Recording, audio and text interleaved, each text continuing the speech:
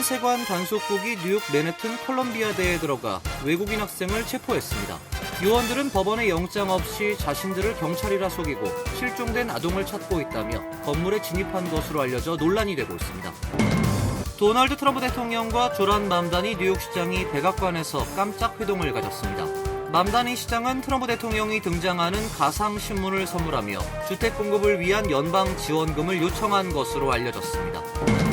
트럼프 대통령이 여러 차례 2020년 대선에 외국 세력이 개입한 증거가 있다며 부정선거를 주장하고 있는 가운데 친트럼프 활동가들이 대통령이 국가 비상사태를 선포하고 11월 중간선거 투표를 통제해야 한다는 주장을 제기했습니다.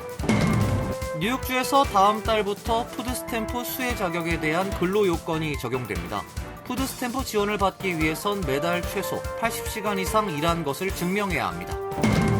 H-1B 전문직 취업비자 사전 등록 신청이 다음 달 4일부터 시작됩니다. 올해부턴 고액 연봉자 우선 선발 방식으로 바뀌고 미국 외 지역에 거주하는 외국 국적자를 신규 채용하는 경우 10만 달러의 수수료를 내야 합니다. 이상은 오늘의 주요 뉴스입니다. 시청자 여러분 안녕하십니까? KBN 뉴스입니다. 이민세관 단속국이 뉴욕 맨해튼 콜럼비아 대학에 들어가 외국인 학생을 체포했습니다. 요원들은 법원의 영장 없이 자신들을 경찰이라 속이고 실종된 아동을 찾고 있다며 건물에 진입한 것으로 알려지면서 논란이 되고 있습니다. 뉴욕타임스에 따르면 어제 오전 6시 30분께 맨해튼 콜럼비아대 소유 주거용 건물에 국토안보부 소속 연방 요원들이 들어와 학생을 체포했습니다.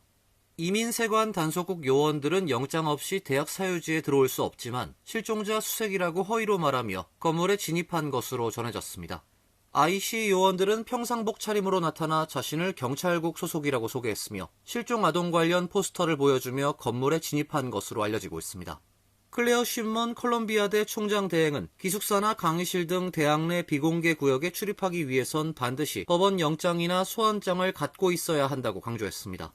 DHS는 이날 IC 요원들이 아제르바이잔 출신 불체자 엘미나 아가에바를 체포했다며 수업에 출석하지 않아 학생 비자가 만료된 인물이라고 주장했습니다.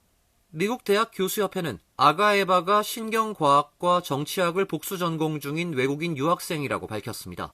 체포된 유학생은 어제 오후 풀려났습니다. 트럼프 대통령을 만난 맘다니 뉴욕시장은 학생이 곧 풀려날 것이란 약속을 대통령으로부터 받았다고 밝혔고 이후 해당 학생은 풀려난 것으로 확인됐습니다. 도널드 트럼프 대통령과 조란 맘다니 뉴욕시장이 백악관에서 깜짝 회동을 가졌습니다. 지난해 11월에 이어 두 번째 만남인데요. 맘다니 시장은 트럼프 대통령이 등장하는 가상신문을 선물하며 주택 공급을 위한 연방 지원금을 요청한 것으로 알려졌습니다. 뉴욕타임스는 어제 조란 맘다니 뉴욕시장이 백악관을 찾아 트럼프 대통령과 만났으며 뉴욕 주거 문제를 논의했다고 밝혔습니다. 뉴욕타임스는 당초 공개 일정엔 없었던 만남으로 맘다니 시장은 어제 오전 참모진과 함께 워싱턴 DC로 향했다고 전했습니다. 맘다니 시장은 이날 회동은 우호적인 분위기에서 진행됐다고 밝혔습니다. 그는 X에 올린 글에서 트럼프 대통령과 생산적인 만남을 가졌다며 뉴욕시에 더 많은 주택이 건설되길 기대한다고 적었습니다. 그러면서 트럼프 대통령과 백악관 집무실에서 함께 찍은 사진을 공유했습니다. 사진 속 트럼프 대통령은 양손에 신문 일면을 인쇄한 종이 2장을 각각 들고 앉아 활짝 웃고 있고 그 옆에 맘다니 시장이 서 있습니다. 대통령이 왼손에 든 것은 1975년 실제 뉴욕 데일리 뉴스의 일면으로 포드 뉴욕에 꺼져라란 제목이 적혀 있습니다. 당시 뉴욕시가 파산 직전일 때 제럴드 포드 대통령이 구제 금융을 거부하면서 신문에 이 같은 제목이 실렸다는 유명한 일화가 있습니다. 오른손에 든 신문은 맘다니 시장 측이 준비한 가상신문의 일면입니다. 트럼프 대통령의 사진과 함께 트럼프 뉴욕의 가치 짓자란 제목의 기사가 실렸습니다. 이 가상신문 일면의 아래는 주택의 새로운 시대를 지지한다. 트럼프 1만 2천 채 이상 주택 공급, 1973년 이후 최대란 작은 제목도 있습니다. 뉴욕시 측은 맘다니 시장이 트럼프 대통령에게 직접 이 인쇄물을 전달했다고 밝혔습니다. 뉴욕시는 연방정부의 지원을 받아 주택 공급을 대폭 늘리겠다는 구상을 트럼프 대통령에게 설득하려는 것으로 보입니다. 맘다니 시장과 트럼프 대통령은 이민세관 단속국의 콜럼비아대 외국인 학생 단속 문제도 논의했으며 만남 이후 체포된 유학생은 풀려났습니다. 트럼프 대통령이 여러 차례 2020년 대선에 외국 세력이 개입한 증거가 있다며 부정선거를 주장하고 있는 가운데 친트럼프 활동가들이 트럼프 대통령이 국가 비상사태를 선포하고 11월 중간 선거 투표를 통제해야 한다는 주장을 제기했습니다. 워싱턴 포스트는 어제 친트럼프 활동가들이 백악관과 협력 중이라며 국가 비상사태를 선포하고 11월 중간 선거 투표를 통제해야 한다는 내용이 담긴 17쪽 페이지 분량의 초안 행정명령서를 작성해 유포했으며 이 초안이 행정명령에 반영되길 기대하고 있다고 보도했습니다. 트럼프 대통령은 중간 선거에서 유권자 신분증 의무화와 우편 투표 금지 계획을 여러 차례 밝힌 바 있습니다. 플로리다 변호사 피터 틱티는 행정명령 초안을 지지하며 대통령이 우리 선거 과정에 개입하는 외국 세력들이 있다는 사실을 알고 있다며 이는 국가 비상사태 요건에 해당되며 대통령이 이를 처리할 수 있어야 한다고 주장했습니다. 비상사태가 선포되면 대통령은 외국 세력의 간섭을 근거로 우편 투표용지와 투표기 사용을 금지할 권한을 갖게 된다고 틱티는 주장했습니다. 외국 세력의 개입 의혹을 근거로 대통령의 비상행정권을 행사하겠다는 구상은 2020년 대선을 재조사하려는 트럼프 행정부의 조치에 힘을 실어주는 것으로 보인다고 워싱턴 포스트는 분석했습니다.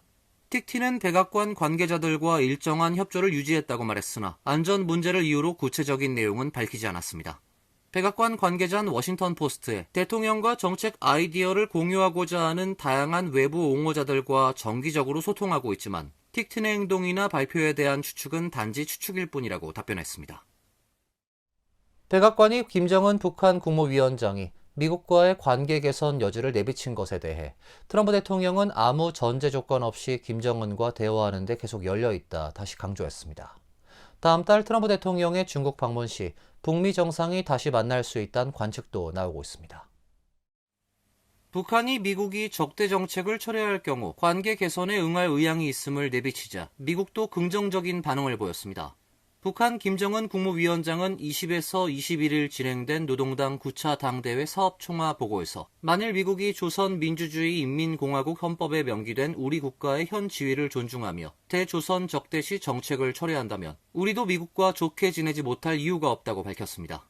그러면서 조미 관계의 전망성은 미국 측의 태도에 전적으로 달려있다고 말했습니다. 백악관 관계자는 이날 김 위원장의 미국과 관계 개선 언급과 관련한 입장을 묻는 질의에 미국의 대북 정책은 변함이 없다면서 트럼프 대통령은 아무 전제 조건 없이 김정은과 대화하는 데 계속 열려있다고 답변했습니다. 관계자는 아울러 트럼프 대통령은 첫 임기 동안 북한 지도자 김정은과 세 차례 역사적인 정상회담을 갖고 한반도를 안정시켰다고 강조했습니다. 김 위원장의 이러한 언급과 백악관의 반응은 트럼프 대통령의 내달 말 방중 일정을 앞두고 이루어져 주목됩니다. 트럼프 대통령은 오는 3월 31일부터 4월 2일까지 중국을 방문합니다. 방중 기간 북한과 재차 접촉에 나설 가능성이 있습니다. 트럼프 대통령은 지난해 10월 방한 때도 북한과 접촉할 의사를 드러냈으나 당시엔 북한이 응답하지 않아 무산된 바 있습니다. 관세 수입으로 소득세 세수를 대체할 것이란 트럼프 대통령의 주장은 현실적으로 불가능하다는 지적이 제기됐습니다. 부정을 근절하면 재정 균형을 이룰 수 있다 발언에 대해서도 전문가들은 동의하지 않는 분위기입니다.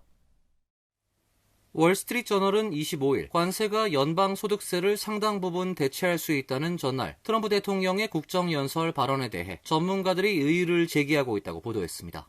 조세정책 전문가들은 관세가 소득세를 대체하는 것은 현실적인 가능성의 범위를 벗어난 주장이라고 지적했습니다.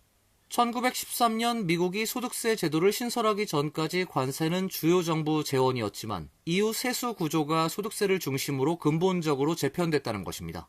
월스트리트저널에 따르면 연방 정부의 관세 수입은 올해 회계연도 기준으로 약 4,200억 달러 수준입니다.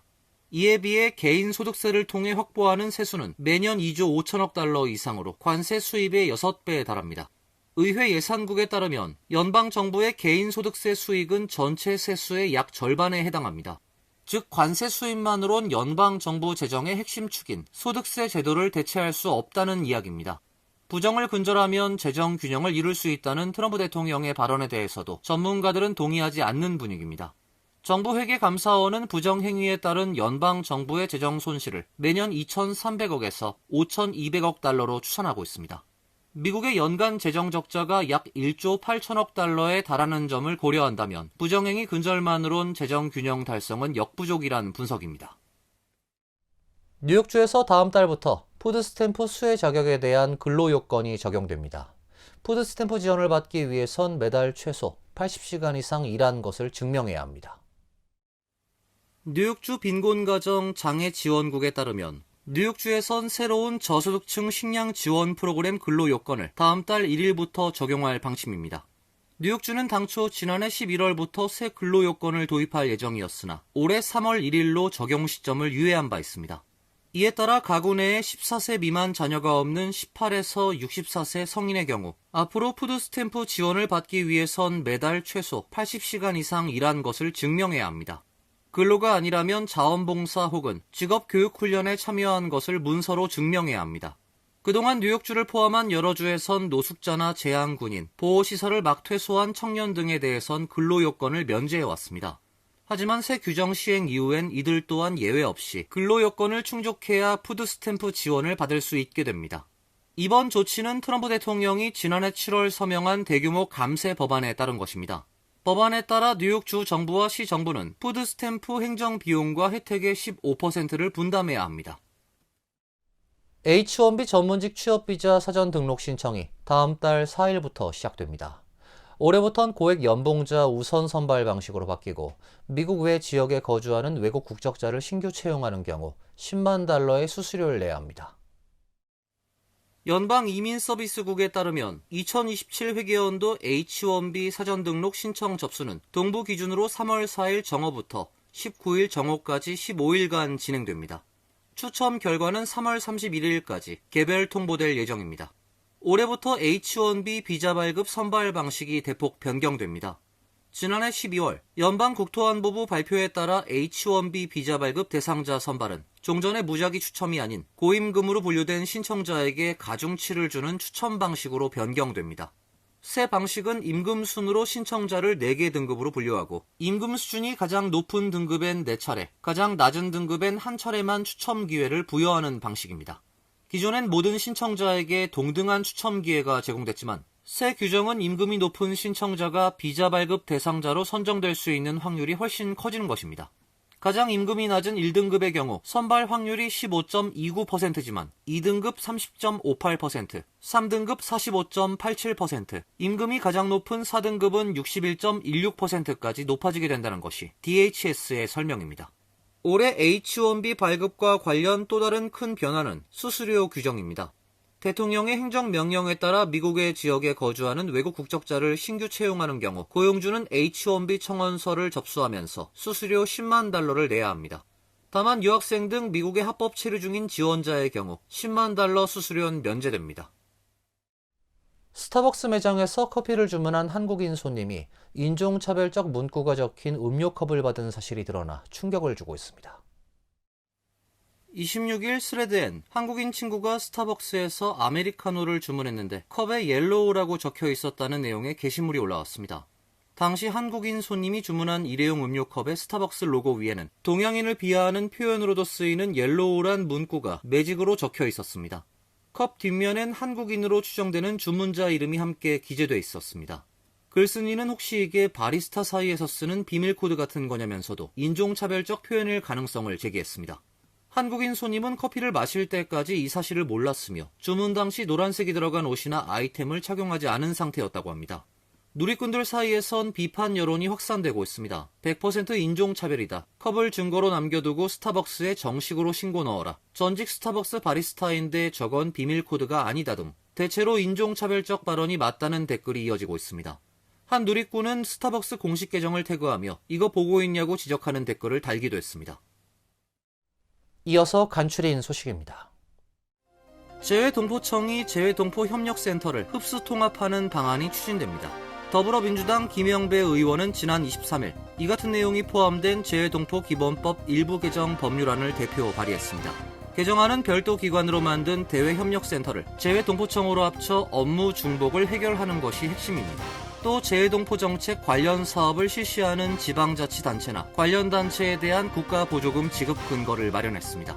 지난 2023년 6월 출범한 재외동포청은 재외동포 협력센터와 이원적 구조가 형성됐다는 비판이 제기되었습니다. 개정안이 통과되면 재외동포청이 진정한 컨트롤 타워로 거듭나고 재외동포 지원 사업이 더욱 활성화될 것으로 기대가 됩니다. 연방마약 단속국에 따르면 애틀랜타 지부장에 한인 제정씨가 임명됐습니다. 그는 2020년 애틀랜타에 배치된 뒤 지정된 마약범죄 밀집구역 담당팀에서 부책임자를 맡아오다 임시 지부장을 거쳐 책임자 자리에 올랐습니다. 정 지부장은 작년 3월 샌디 스프링스 경찰과 공조해 펜타닐 64파운드를 적발했습니다. 1,450만 명의 목숨을 앗아갈 수도 있는 양으로 조지아주에서 적발된 마약 사건 중 당시 최대 규모였습니다. 정 지부장은 잭슨빌 주립대학 법의학과를 졸업한 육군 정보장교 출신으로 현재 마약 단속국에서 27년째 근무 중입니다.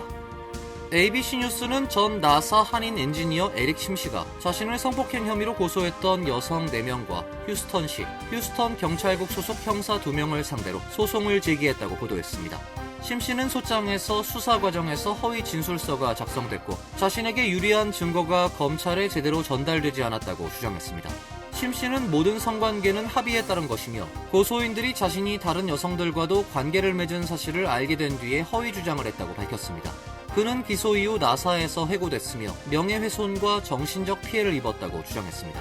심씨는 지난 2019에서 22년 사이 데이팅 앱을 통해 만난 여성들을 성폭행하고 신고할 경우 성관계 영상을 유포하겠다고 협박한 혐의로 2024년 4월 기소됐지만 검찰은 증거 불충분을 이유로 불기소 결정을 내렸습니다. 뉴욕 한인 변호사협회는 오는 3월 3일 오후 4시에서 8시에 전화통화를 통한 비대면 법률 전화상담을 진행합니다.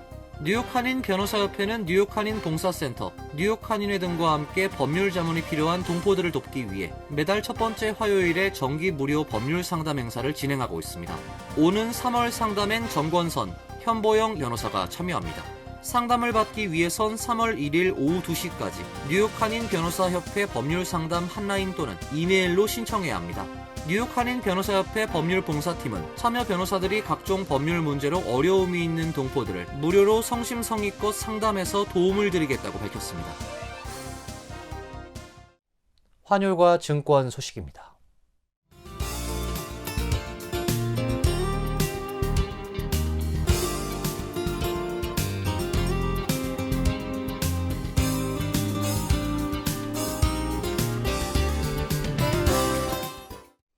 이어서 날씨입니다.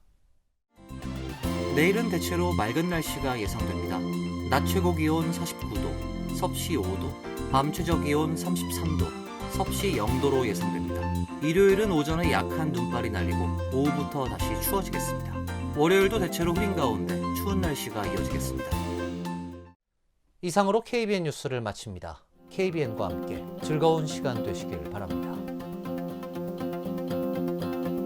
우리 동부 최대 한인방송 KBN이 제작하는 KBN 뉴스는 웹사이트 mykbn.com 그리고 유튜브와 페이스북에서 다시 보실 수 있습니다. 좋아요, 구독, 알림 설정은 뉴스 제작에 큰 도움이 됩니다.